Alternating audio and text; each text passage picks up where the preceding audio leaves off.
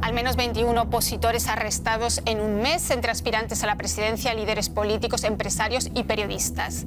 La crisis política en Nicaragua entra en una nueva fase, cuando faltan pocos meses para que se celebren elecciones presidenciales, concretamente el 7 de noviembre.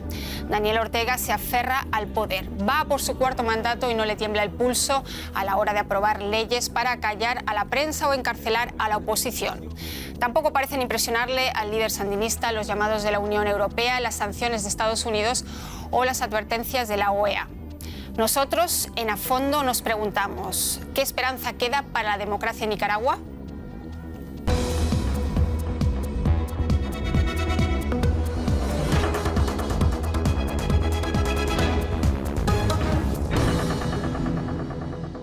En esta guerra de narrativas que es ahora mismo Nicaragua, hemos invitado a distintas voces y abrimos aquí un espacio al debate constructivo. También ustedes pueden participar a través de nuestras redes sociales y les animo a hacerlo.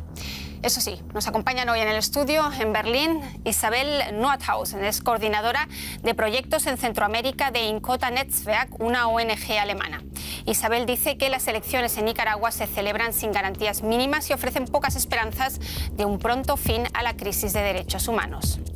Héctor Mairena es abogado y periodista nicaragüense, miembro de UNAMOS y de la Comisión de Relaciones Internacionales de la Unidad Azul y Blanco. Héctor dice que Ortega ha establecido una dictadura en Nicaragua y se niega a hacer elecciones libres.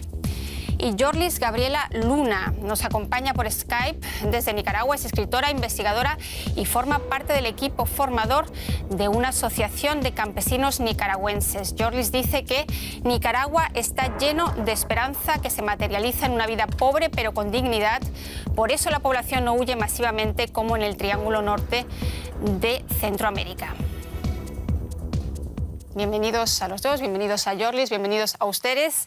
Y me gustaría comenzar con Yorlis, que se encuentra ahora mismo en el sur de Nicaragua, si no me equivoco, en el departamento de Carazo.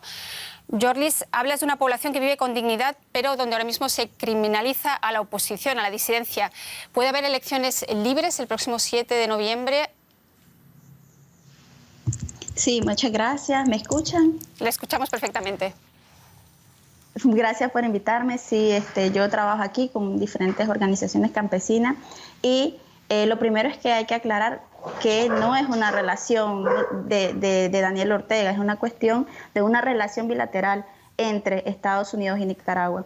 Nicaragua no forma partidos políticos en Estados Unidos, Nicaragua no financia medios de comunicación en Estados Unidos, ni organizaciones de derechos humanos, ni ha bloqueado, ni ha financiado guerras, ni ha invadido a Estados Unidos.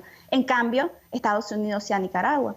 Es una relación histórica que ha sido condenada internacionalmente y que hay prueba de ese financiamiento que Estados Unidos ha hecho a un grupo de personas que no son directamente oposición, es una relación patrón-empleado. Entonces estás diciendo como que aquí los partidos políticos... Disculpa, todos los disidentes que ahora mismo están en la cárcel sí, están siendo financiados por Estados Unidos. ¿Ese es tu punto de vista? Eso es... Están siendo...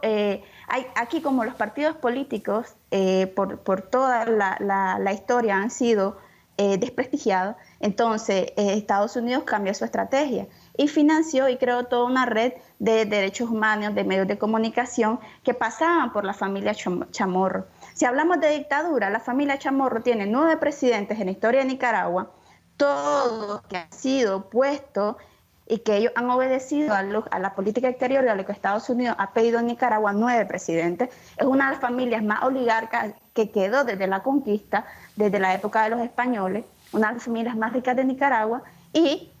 O sea, 9 presidentes, sí, eso sí es dictadura.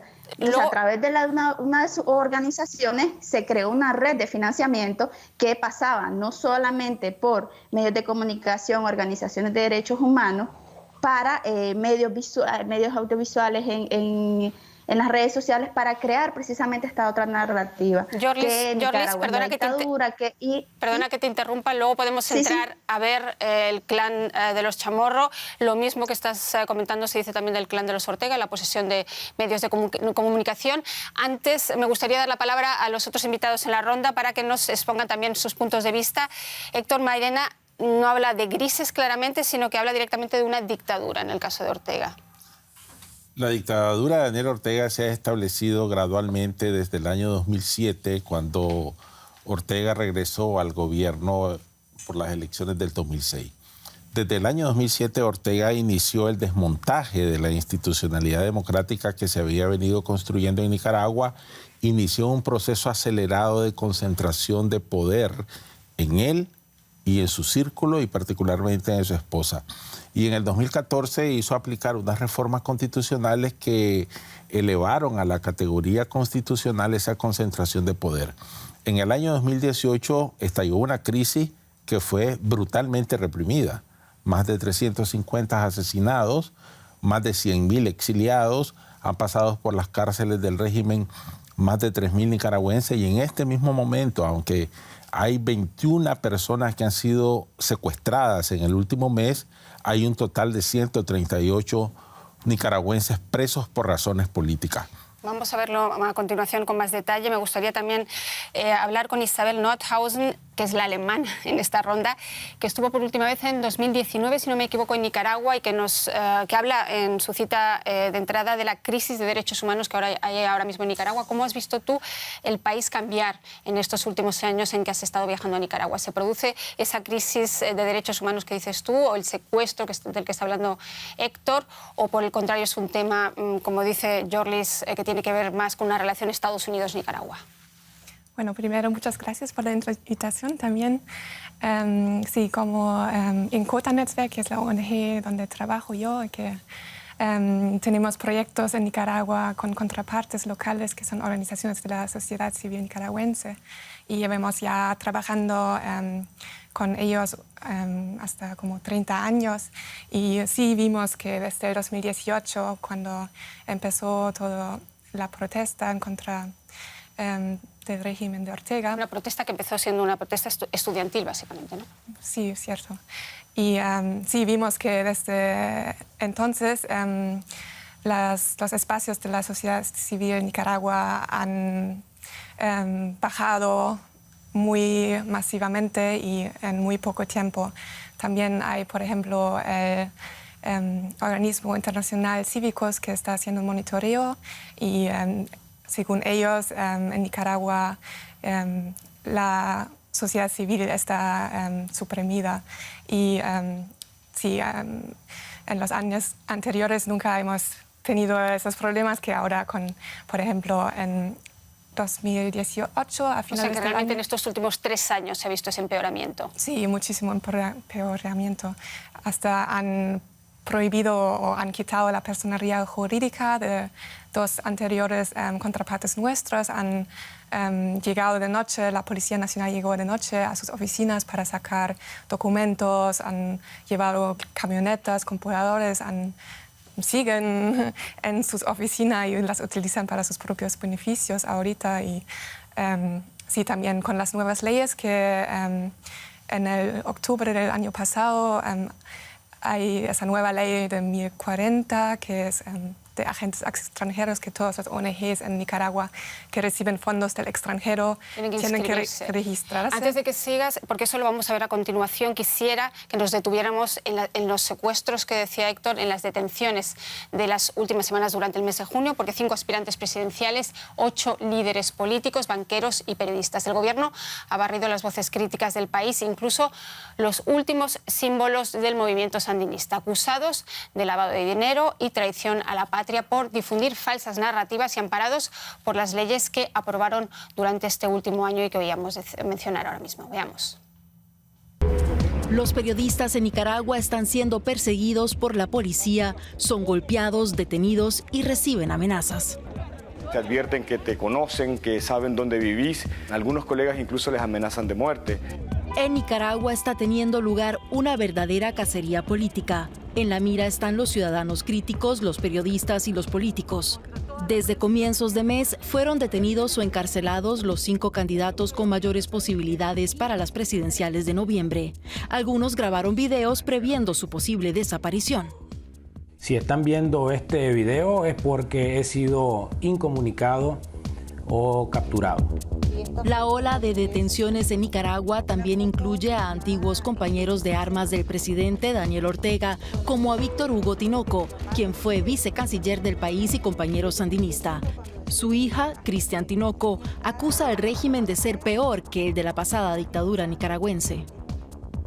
O sea, mi padre luchó junto a ellos, ¿verdad?, para que se liberara nuestro país de una dictadura, y ahora resulta que Daniel Ortega viene a ser un dictador, para mí, peor que Anastasio Somoza por todos los secuestros que está haciendo. Los opositores vienen denunciando desde hace años que Ortega intenta sofocar cualquier disidencia controlando todos los poderes del Estado. ¿Los acallará a todos? Yorlis, Daniel Ortega sigue teniendo mucho apoyo en Nicaragua, tú eres un ejemplo de ello. Hemos visto todos esos ejemplos, son no solamente las ONG, sino muchas personas ahora mismo fuera y dentro de Nicaragua que califican todos estos movimientos de dictatoriales. Mi pregunta es, ¿qué necesidad, si Ortega sigue contando con apoyo por parte de la población nicaragüense, hay de acallar todas estas voces? Sí, primero que, o sea, la realidad aquí es completamente diferente a lo que dice el video y a la narrativa que se está discutiendo aquí. Primero, hay una doble moral. Todas estas leyes que se han creado aquí en Nicaragua, si es cierto, somos un país del sur, pero existen en Estados Unidos desde hace 70 años, existen en España, en Europa, en los diferentes países europeos. Entonces, la doble moral es que en estos países del norte del mundo sí las aplican constantemente, pero si Nicaragua, un país pequeño del sur, lo hace, ahí sí todo el mundo brinca. Aquí lo que se está discutiendo es un tema de soberanía nacional y de autodeterminación de los pueblos. Nosotros somos un país con raíces indígenas, campesinas, afrodescendientes, y tenemos derecho a nuestra autodeterminación. ¿Por qué sigue con tanto apoyo el comandante Daniel Ortega? Por los mismos errores y las mismas problemas estructurales que tiene la oposición, o los que se llaman oposición. Aquí hay dos oposiciones. Una oposición que tiene el poder, que tiene financiamiento estadounidense y que hizo actos muy violentos de quemar personas vivas en la calle, de grabarse haciéndolo, y que no quieren ningún camino democrático. Es más, exigieron que se destituyera los poderes del Estado, que se destituyera. Eso sí fue antidemocrático. Hay otra oposición, que es una oposición que sí quiere usar los caminos de la democracia, que está abierto. Hay actualmente 16 partidos políticos inscritos en el país y que están, pero no se ponen de acuerdo. Yorlis, disculpa que te interrumpa, porque los minutos se nos escapan y hay muchos temas que tocar. Hablas de dos oposiciones, pero es que ahora mismo hay 21 personas encarceladas. Algunas de ellas ya no van a poder presentarse como candidatos a las oposiciones, porque pueden estar hasta 3 meses en la cárcel. Y todo esto llama la atención, perdona. No tienen ni partido político. Llama la atención. No tienen ni partido político. No es que se vayan a presentar. Tampoco tienen oportunidad ya de hacerlo, porque están en la cárcel. Lo que llama la atención es que sea en un contexto electoral todo esto, ¿no? Y que sean muchas las ONGs. Pero es que aquí... Sí, adelante. Mira, todo proceso electoral no se hace en dos meses. Aquí ninguno de esos partidos políticos tiene la capacidad logística ni el apoyo popular para lograr montar el aparataje que cada partido necesita para ir a un proceso electoral. Pero ahora no van a tener, no van a tener ni siquiera la oportunidad de hacerlo porque están en la cárcel. Disculpa, porque tenemos que seguir también con el resto de los invitados. La misma pregunta que le hacía Yorlis. ¿Ha bajado la popularidad ahora mismo de Ortega o qué es lo que le ha movido a estas detenciones? Porque sabemos que la Fiscalía es la que ha ordenado, y la Fiscalía está también bajo control del orteguismo, es la Fiscalía la que ha ordenado la detención también incluso de ex líderes sandinistas, es decir, manos derechas. Primero quisiera hacer un comentario, Úrsula, sobre algo que hemos escuchado aquí por parte de Yorlis. Lo que hemos escuchado es un ejemplo de la narrativa sí, ya dije que era una guerra de narrativas, esto es evidente. Que ha construido el orteguismo fabricando un enemigo externo que no existe y ha fabricado una supuesta conspiración internacional contra su régimen precisamente para moralizar a sus bases. El otro comentario que quiero hacer es que Ortega no mantiene ese gran apoyo. Las encuestas serias que se han realizado indican que anda por un 25-28%, de tal manera que el 72% de la población quiere salir del régimen. Pero la otra pregunta que nosotros nos hacemos es, si hay semejante apoyo, si se desborda la ciudadanía a apoyar a Ortega, ¿cuál es el miedo a hacer elecciones libres? ¿Por qué encarcela a los 5 principales precandidatos? ¿Por qué reprime a la dirigencia opositora? ¿Por qué ¿Cuál es la respuesta? Quizás Isabel tiene una respuesta a todo esto. Hablaba de la popularidad, es decir, Nicaragua lleva a las espaldas un año muy difícil, como todos los países, la pandemia, difícil gestión de la pandemia, que en parte Ortega parece haber casi ignorado su existencia, los huracanes, es decir, evidentemente, y un PIB que ha retrocedido durante los últimos 3 años. Nicaragua es uno de los países más pobres de Centroamérica. ¿Es eso lo que explica también la caída de la popularidad de Ortega?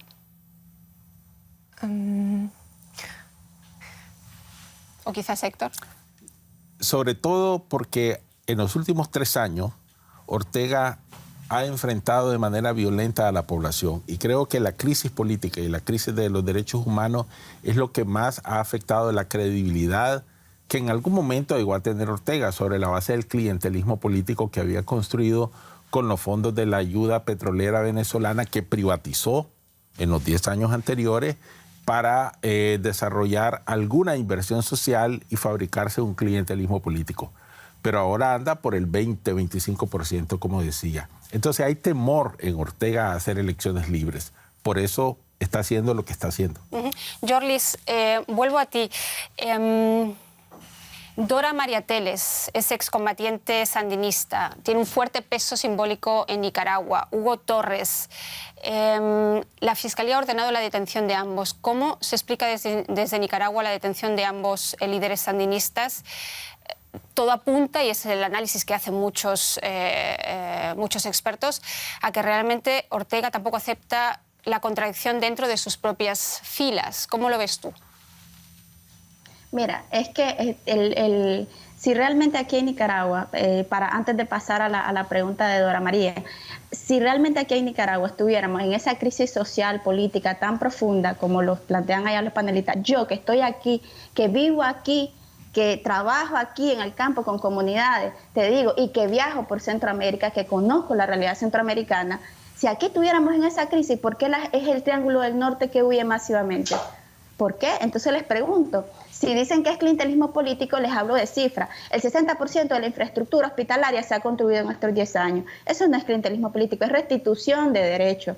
Aquí, ¿por qué la población sigue teniendo el enorme apoyo a la paz sandinista? Yo, en mi experiencia, jamás miré tantas manifestaciones de apoyo al frente después de los tranques violentos, después de las tácticas violentas que se usaron de la oposición. Están muy bien esos datos que nos das. ¿Cómo explicas entonces que en los últimos 3 años 100.000 personas se hayan exiliado, entre ellos la mayor parte de los opositores, 100.000 a Costa Rica, 50.000 a otros países?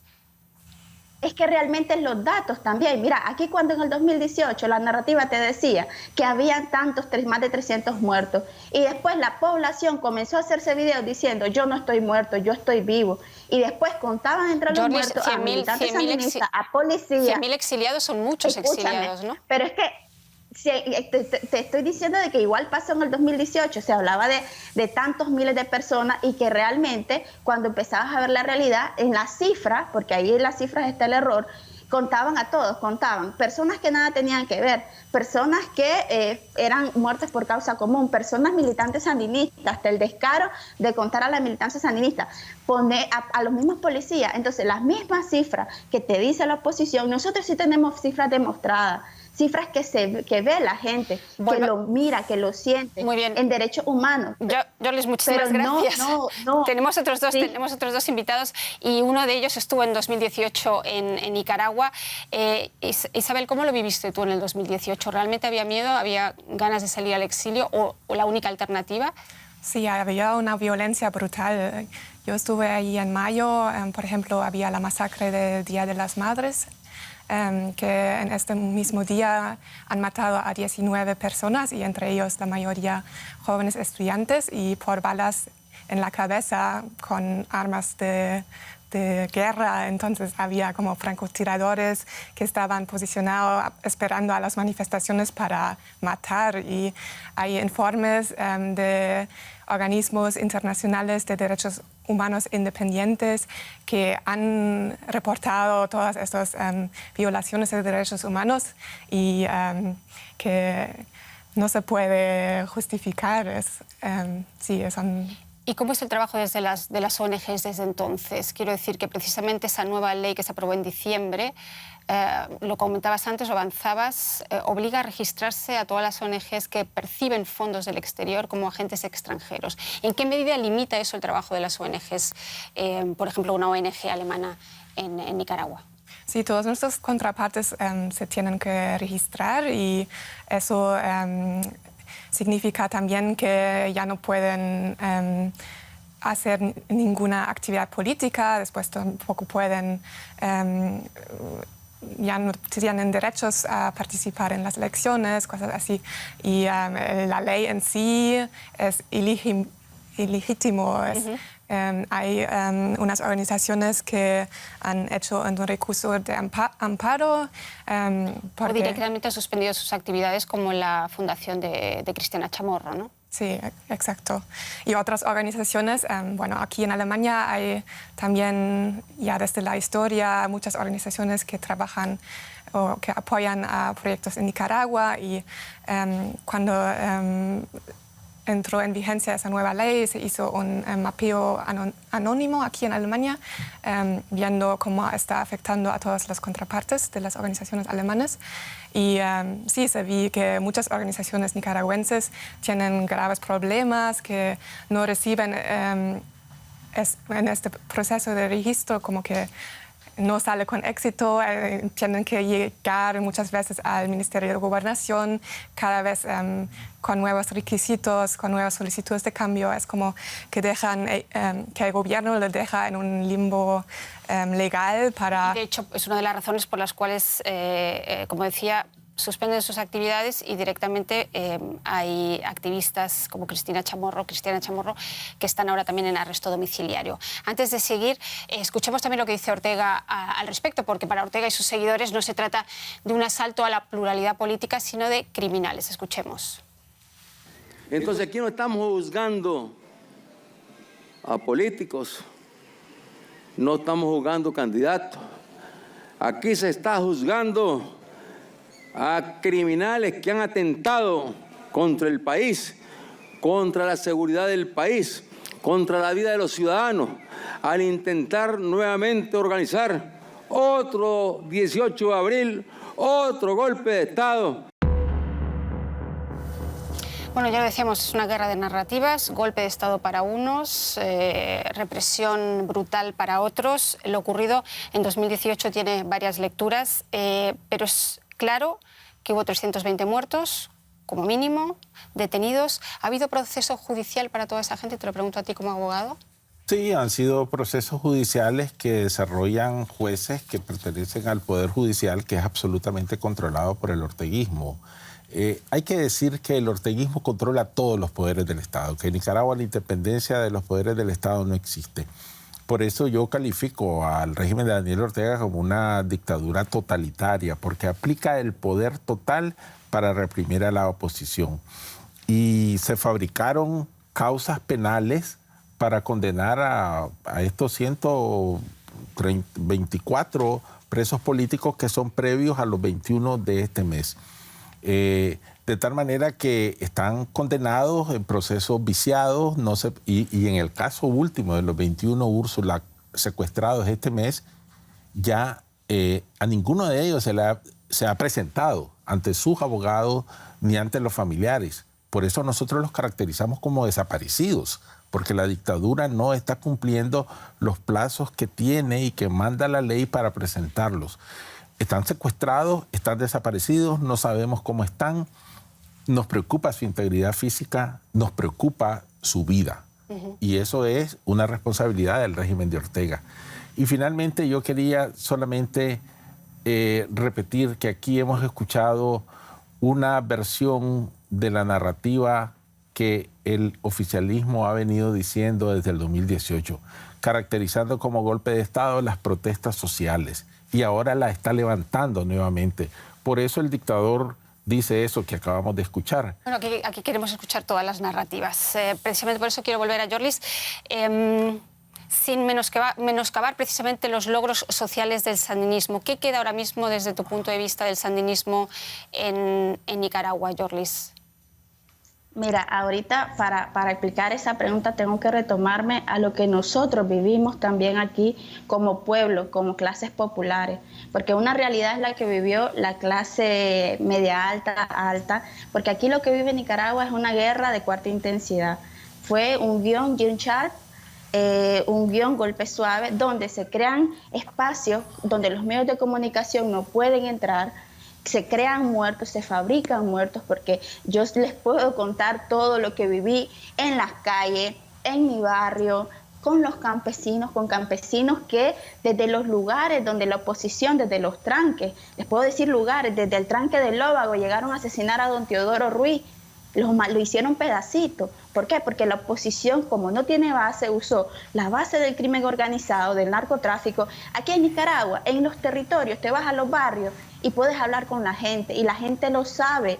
¿Quiénes se metieron a los tranques? ¿Quiénes se metieron a la violencia? Gente vinculada al crimen organizado y la base de la Iglesia Católica. E hicieron unas atrocidades que no puedo ni recordarlo. Yorlis, en el marco de todas... Se me pone mal el corazón. De todas esas atrocidades. Entonces, lo que te quiero decir es de que a partir de esos mismos errores el pueblo está muy traumado, y el pueblo reconoce, sea sandinista o no, que los desastres económicos y la situación económica, porque nos llovió sobre mojado, como decimos en Nicaragua, después de el golpe de Estado del 2018 nos cayó la pandemia, pero la gente, el pueblo, no te estoy hablando de la militancia sandinista, te vas a las comunidades y te dice, esta lo hizo después de los alborotos del 2018, y lo que quiere la gente es paz.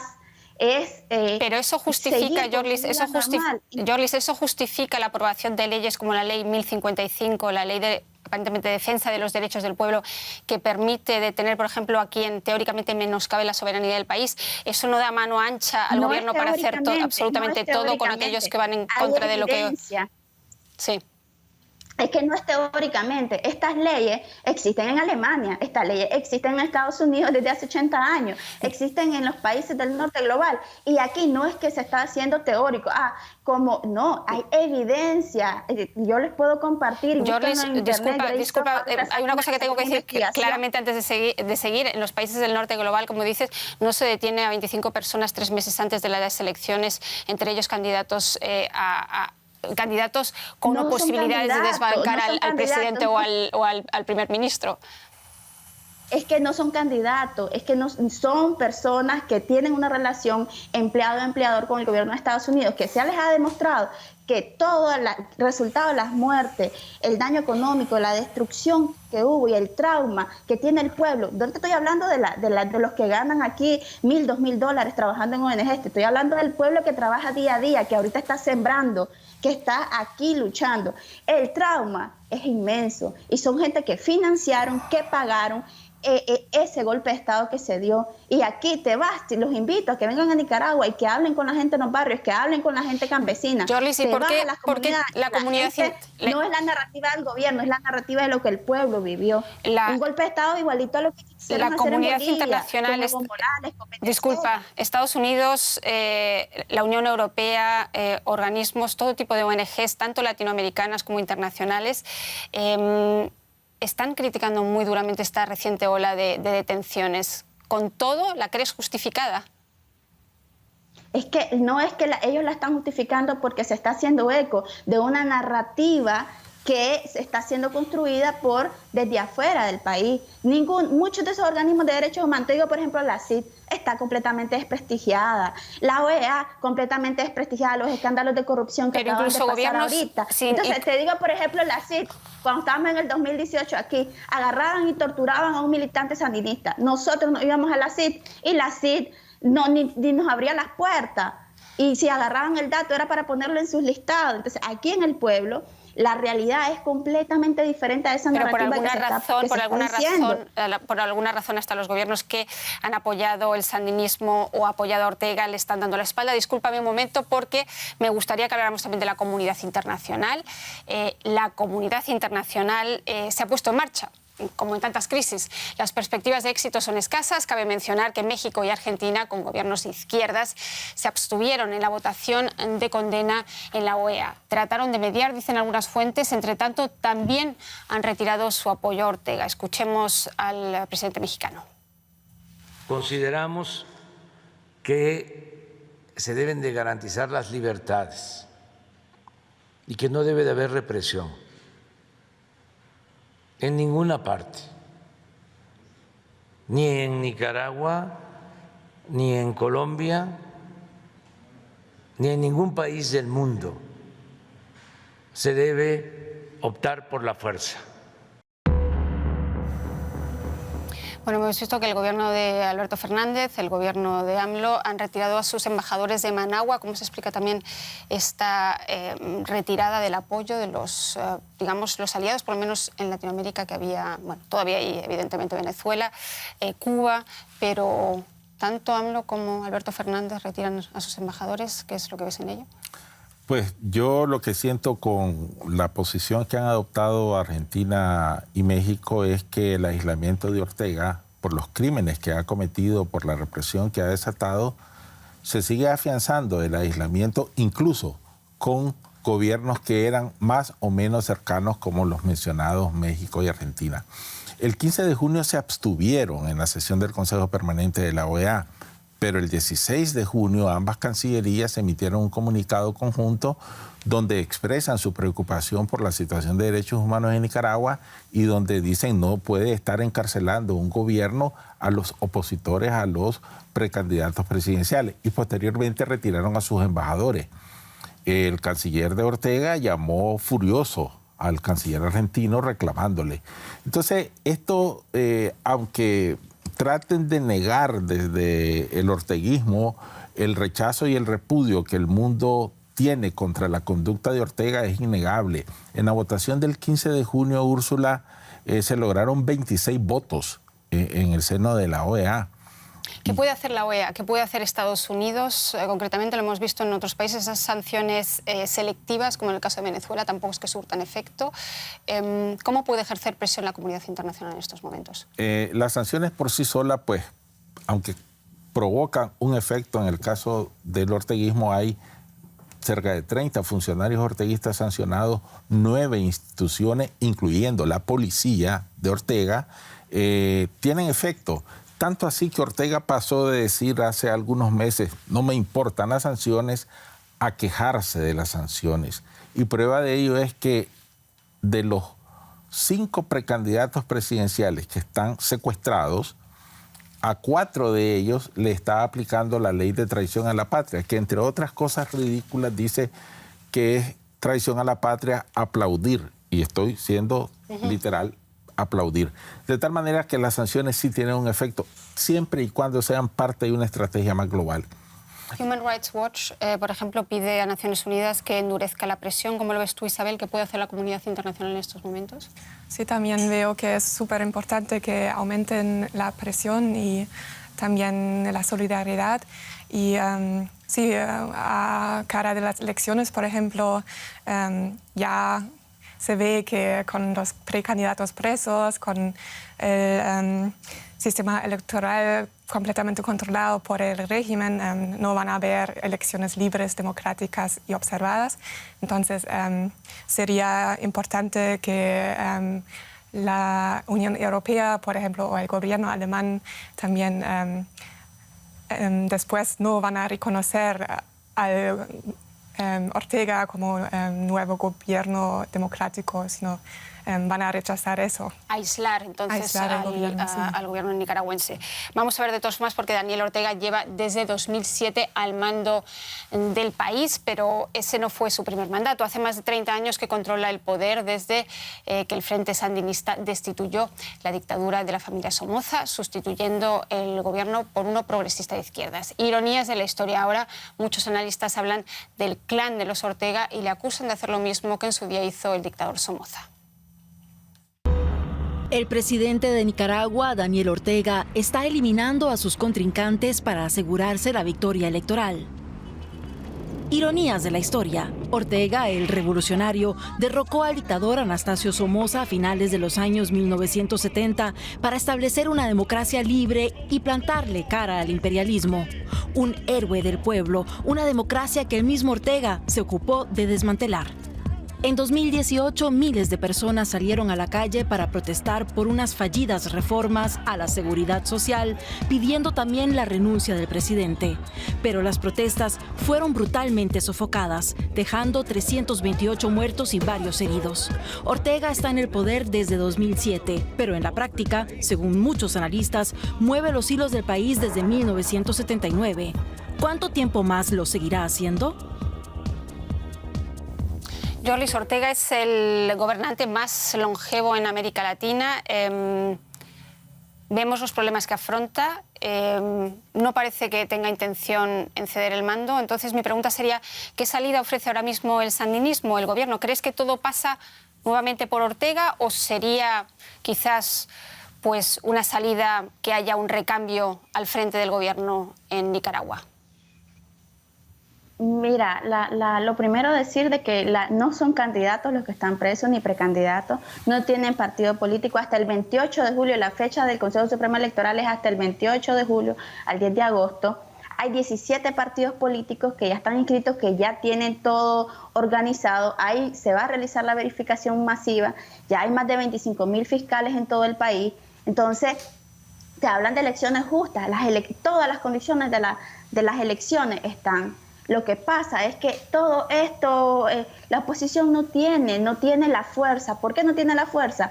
Por sus mismos errores y por sus mismos problemas estructurales de recibir financiamiento. Y los que no reciben financiamiento, que quieren la vía democrática, no tienen base ni apoyo popular. ¿Por qué? Porque aquí no es Ortega, es el sandinismo que le ha restituido el derecho a la mayoría de la población a tener una vida con hay líderes dignidad. sandinistas que acaban de ser también arrestados. O sea, dentro del sandinismo es evidente. Líderes sandinistas que abiertamente se han reunido con la CIA, abiertamente han recibido dinero de estadounidenses para crear. Mira, aquí, yo te digo, yo estaba en Juigalpa cuando se dio el golpe de Estado. Y aquí vos podías ver a los líderes del MRS, muchos de los que ahorita están presos, dirigiendo tranques, dirigiendo y pagándole. No te estoy diciendo que me dijeron, yo lo miré, pagando, ¿para qué? Para crear el terror, para que secuestraran, para que violaran, porque esos sí fueron espacios donde los derechos humanos dejaron de existir, donde la intolerancia política fue la orden del día. Jorlis, entonces, volviendo a mi pregunta, que no la contestas, ¿qué salida ofrece ahora mismo el sandinismo, aparte de arrestar a los líderes de la oposición, a periodistas, que es la realidad de la que partimos, que es lo que ha ocurrido durante todo este mes de junio? Es que la realidad de lo que está pasando aquí no se puede separar de lo que pasó en el 2018. Si lo que está pasando en la oposición y el que no tienen base, que no tienen apoyo, es consecuencia de todo lo que hicieron en el 2018, la guerra de baja intensidad que vivimos nosotros, que no fue ni de tan baja de intensidad, que fue violenta y que la gente está... El mismo trauma social hace de que esta oposición no tenga la base, que ni juntos lleguen al 20% bueno, habría que darles la oportunidad a esa oposión en unas elecciones justas, precisamente de ver quién les vota, pero con las mismas posibilidades que el resto de los candidatos. Están todas las condiciones. Es toda esta narrativa de que pero no son elecciones justas, que no. Porque vos no te vas a preparar para las elecciones aquí. Están todas las condiciones para hacer. Lo que no se está permitiendo es que personas que no tienen la moral para inscribirse como candidatos porque están recibiendo dinero estadounidense para desestabilizar el país, no pueden tener la moral para continuar desestabilizando Nicaragua. Eso es lo que nos está permitiendo. Gracias, Jorlis. Se nos acaba el derecho a la autodeterminación. Se nos acaba el tiempo y me gustaría también escuchar al resto de los panelistas. Cuando la canciller panameña en Bruselas decía el otro día que no nos podemos permitir otra Venezuela, ¿es esa la hoja de ruta ahora mismo que le espera a Nicaragua? Ortega quiere hacer de las elecciones del 7 de noviembre, que necesariamente tienen que realizarse porque son una disposición constitucional, una farsa, cumplirlas por el mero trámite. Por eso la represión, por eso los encarcelamientos, por eso ha despojado de personalidades jurídicas a varios partidos, incluso el mío, que hoy se llama UNAMOS y antes nos llamábamos MRS. Entonces, ante esa ruta que quiere transitar Ortega de hacer una farsa electoral, lo que de ahí resulte no va a ser más que una autoridad de gobierno sin ninguna legitimidad nacional ni internacional.